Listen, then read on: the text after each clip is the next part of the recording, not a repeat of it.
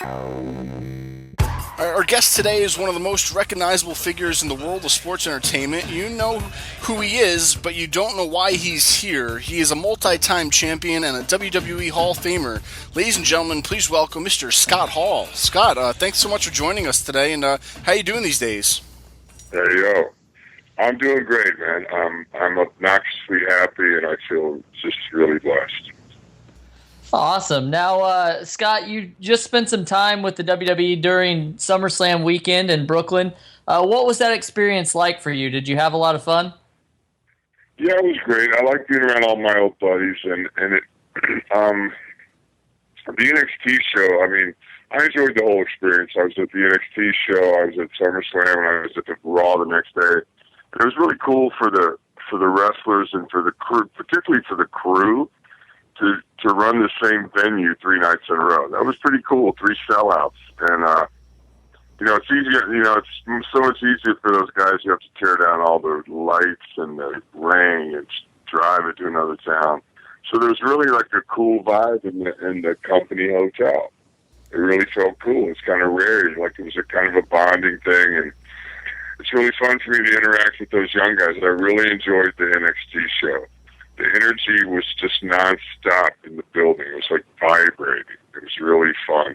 And I have a young son, Cody, who's, in New Japan now, and he's breaking into pro wrestling, and I feel really connected to wrestling for the first time in a long time. I felt, when you're not actively in the ring, you kind of lose that connection. Mm-hmm. But now, with my son, I've watched more wrestling in the past year than I've watched in the prior 5. Wow. Now, Scott, a lot of your friends and coworkers are currently working for the WWE in some capacity. Have you ever given much thought to coming back to the WWE to work behind the scenes? I would certainly welcome that opportunity. I think the best thing I can do to put myself in that kind of position is to just continue to make good choices, and do the right thing. WWE's always been there for me. Even when I was the guy who left and caused a shift in the ratings, the WWE was there for me when I wasn't there for myself. I paid for the first 5 or 6 rehabs. They paid for the second 5 or 6. So there's always been a relationship there. Now it's up to me to continue to keep my stuff together. Where I've learned, that when I'm doing the right things and keeping my stuff clean and straight, my phone rings. Like, opportunities are there. So I'm just focused on that. If it's meant to happen, it'll happen. I would love to work at that. I just love being around the young guys. It's kind of the way I broke into wrestling. Guys helped me. I'll never forget one time I was coming back, I broke in Charlotte, and when the business was changing, like, it was more about television and merchandise then, but you had to have a certain look. The look was becoming real important. That's, the performance was almost secondary, because the matchmakers would put a guy with the look with a guy who could work and have matches. So I was too big to do jobs and too green to really go over. So I was just I was barely getting any matches. I was working once or twice a month. And the business was catching on fire in Charlotte then, because Flair was there, Dusty was there. The Horsemen were getting red hot. I remember one time I came back from the second match. I was on second or something. I came back and Tully Blanchard pulled me aside. Mm-hmm. And I was like, wow, cool. Tully Blanchard's going to say something to me about my match. And I was all marked down. He goes, hey, kid, a couple things you did, they were really good. Go ahead and keep those. He goes, that one time you did that, well, it was horrible. Don't ever do that again. Don't ever do that again. And I was like, okay, thank you, Mr. Blanchard. He goes, oh, don't be confused now. It's not that I care that much about you. He goes, but I don't want you killing the crowd off before we go out there, because we drew the house. Yeah. So don't have the people groaning in the second match. Now, I never forgot that. I'm sure Tully doesn't remember it, but that's the way I broke in with the guys who know helping the guys who don't know. I'll never forget at the same time frame, Arn Anderson was there, and Arn said to me one time, kid, sometimes the promoter, he doesn't even watch the matches. He knows who's in the ring, and he stays in the back and just listens to the crowd. He said, our business is all about who can make them yell the loudest and the longest. Those kind of things to me, like, stuck with me. I went, oh, okay, I get it. You know, whoever's getting the reaction, you know, whether it's a boo or a cheer, is who's getting paid. Sure. So, you know, I feel, I can't help it. When I get around those young guys, if I feel like saying something, I have to. You know, I can't help it. So I've talked to a few of those guys. I don't know, like I said, listen, I have to say this. You do with it what you want, and I'll say my piece. And I know what it's like to be approached by the old timers too, because I was a young guy currently on the roster back one day, and they would bring the old timers around. I thought it was really cool. You'd see them at catering, they'd throw them a bone, and I know it's like when the guys would come up to me and say stuff, and I do the real respect thing, like, yeah, thank you, sir. And some guys, you know, I listen to more than others, so I still have that in my mind when I'm approaching these young guys about stuff, like, hey, kid, you know, I realize like they're looking at me and I'm thinking, wow, in the back of their mind, are they thinking, yeah, whatever, old timer. Now, well, it's been well documented. You're not the only Hall with a wrestling legacy. Obviously, you mentioned your son Cody is wrestling now over in Japan. When you talk to Cody, what do you think his ultimate goal in the world of sports entertainment is? Is it WWE? Is it making a name in New Japan? What do you think he's got his heart set on right now? Well, I like to let my goal as far as Cody's wrestling career is to be known. I want people to say, that's Cody's dad when they refer to me. You know what I mean? Like, I look forward to when the roles reverse and they can go, yeah, that's Cody's dad. He used to wrestle too back in the day. Like, he was just here in Atlanta with me. He just returned to Japan. He's been back there like a week. And he was home for like 12 days. And he's, you know, life in the dojo is not easy. And I try to explain to him it's that way on purpose. I believe that New Japan makes a point of having a big difference between being an underneath guy and being a top guy. You know, they think that, you know, it's just, you know, the living conditions are cramped and small and you have to do a lot of chores and they're real old school about that. But not many guys are invited to participate. So I try to point out to him that, you know, there's a real upside there. I think that his goal is to, you know, I encourage him to see the world. He's young, he's single, you know, like, I told him the other day, like, you're 24, you live in Tokyo, things could be worse. You know, and like, I encourage him to travel to Europe, you know, I mean, he's hoping that, you know, I look at it like he's only been on the scene about a year. So he's ahead of, you know, expectations. And, you know, I encourage him to travel around and see the world, and everywhere you go, you kind of learn something. That's what happened for me. You know, I really value the time I spent in Japan and in Europe. Sure. When you first heard about him wanting to follow in your footsteps, did you try to talk him out of it, or did you just, you know, get right behind him and encourage him? Well, it was never something that we talked about because his mother is certain that, you know, pro wrestling is the root of all evil. So when he was, you know, so he was never pressured into it, you know. I just focus on trying to be his dad. I don't really care about being his wrestling coach.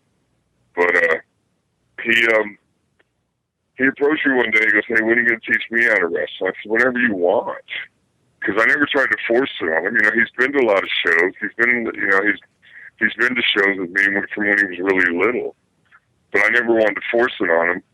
And I think he's got a lot of ability. I mean, I kind of pride myself on being brutally honest, and if I didn't think he had what it took, I would have said something to him.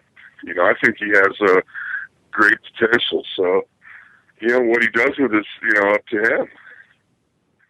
You know, so, you know, I feel really happy. You know, both my kids are doing great. My daughter's on an academic scholarship in college in Florida, and my son's chasing his dream. Like, I feel like I'm in a good place. Well, you said that you spent a lot of time with Cody whenever he said he wanted to become a wrestler. Was there one piece of advice that you gave Cody that was more important than anything else? Well, I think I can give it to Cody and to a lot of young guys in any career, is that make good choices. Like, I broke it in an era when booze and drugs are really prevalent on the wrestling scene. I'm happy to report that it's not that way anymore. And I was talking to Cody about some of the guys in Japan who I haven't, AJ Styles, of course, I know, but I haven't met the Young Bucks in person, although I feel flattered. They almost do like an NWO tribute in their work, and he said, like, AJ, these guys don't drink, they don't do drugs. The Young Bucks, they don't drink, they don't do drugs. And they're kind of the top guys over there in New Japan right now, so I'm really glad that Cody's getting to hang around that side of wrestling, because he certainly witnessed it firsthand, the other side, being around me. Mm-hmm. So, I mean, to that, I'm not going to say booze and drugs don't work, because I'd be a hypocrite. They do work. What sucks is when you want to quit and you can't. Sure. So I just try to point that kind of stuff out to people. I'm not ashamed of my, past drinking and using career, but I'm not really proud of it either. But it is what it is, and it was real. I'm happy that these young guys now, and that's not part of the game. I think that's been a healthy development. Sure. Now professional wrestling is pretty, it's cool again. Whether it be NXT, independent wrestling, or international wrestling, fans just can't get enough. I feel that. I sense that too. It seems to be on the upswing. Yeah, and so even with this large fan base today, do you think that wrestling will ever be as popular as it was when you were involved with it during the mid-'90s? Do you ever think it could reach that height again? Well, for me, when I think about it, you got to remember that the economy was different then. It was stronger, and I think there was less entertainment options. There's so many things now that people can view. There's limited viewing options now. It's not just cable TV. There's so many things available online and stuff. I think that cuts into it. But overall, I would think the wrestling company's getting bigger. I'll tell you what, the WWE machine is a lot stronger than it was when I was there. Mm-hmm. I mean, when you go to TV, when you go to pay-per-views, it's unbelievable the production that's going on. And they got their network cameras there. They got cameras filming guys.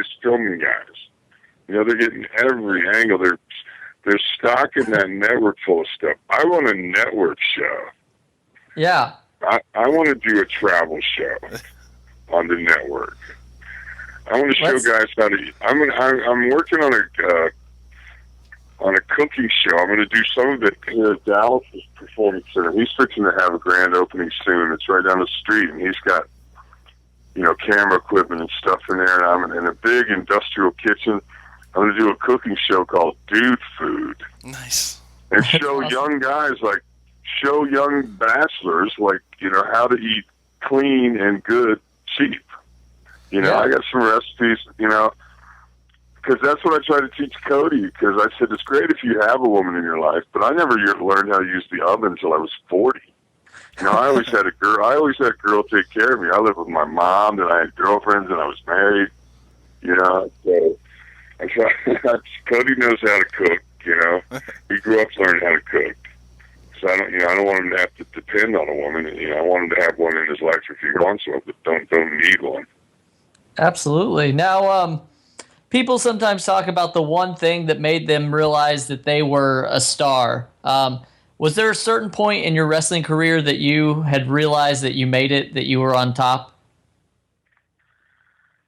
I remember just kind of feeling kind of satisfied when I first got a break from Vince as Razor, because I kind of had a label in the industry that, he's got a good look, he can move, all that, he can talk. Something's missing. And where I struggled was, when I still had the Village People cowboy look and the big porn mustache. I was Scott Hall in the grocery store, I was Scott Hall in the gym, and I was Scott Hall when I walked the aisle. I didn't really learn how to shift into performer mode, I didn't know how to, it was easier for me to pretend to be somebody else.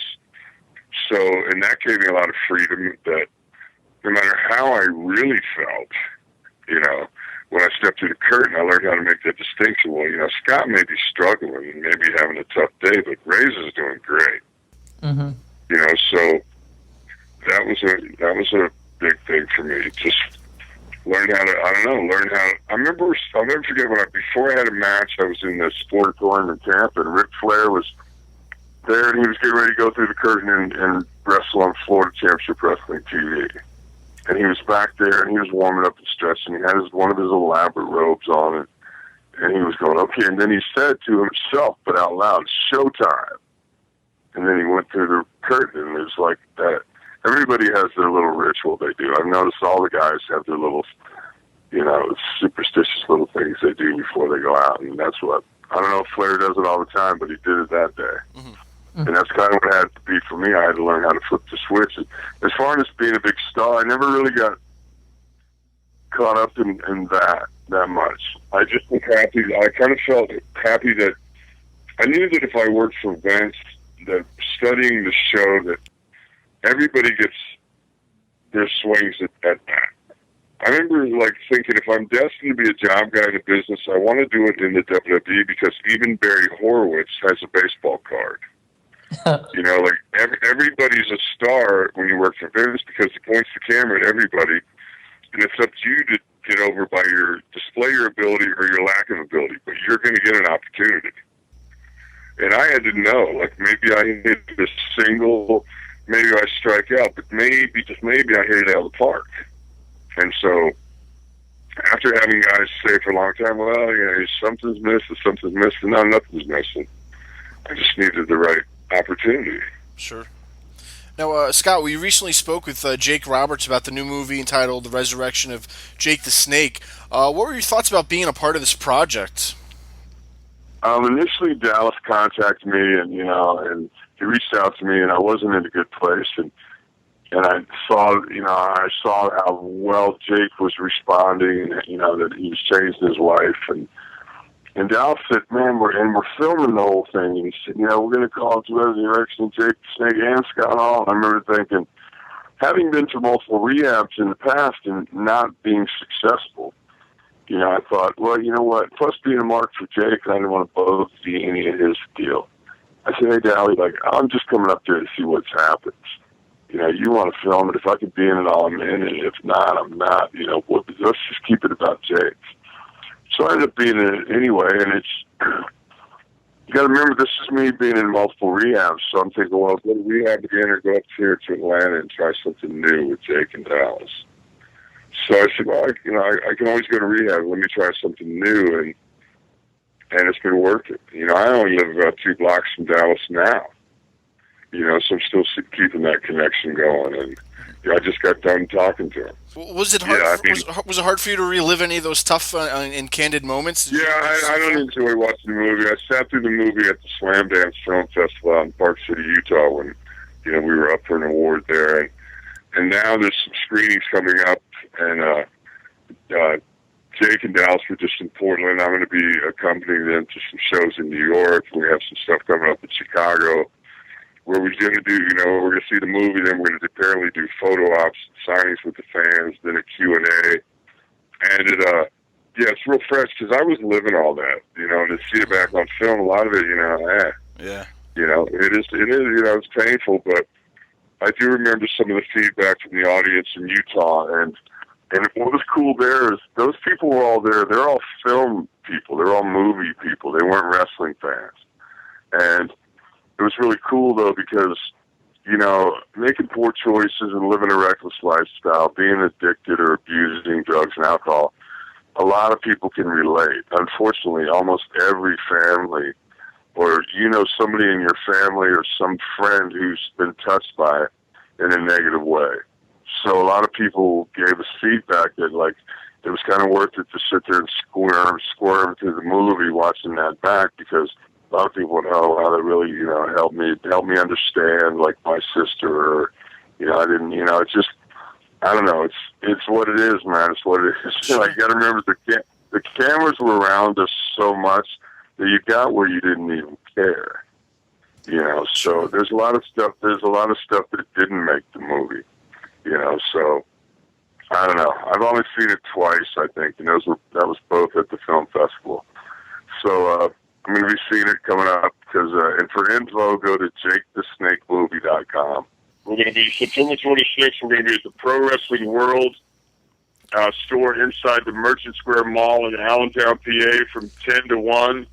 Then later that evening, we're going to be at Frankie's Eastside Gourmet in Farmingdale, New York, from 5 to 8 p.m. So come out and say hello to the bad guy.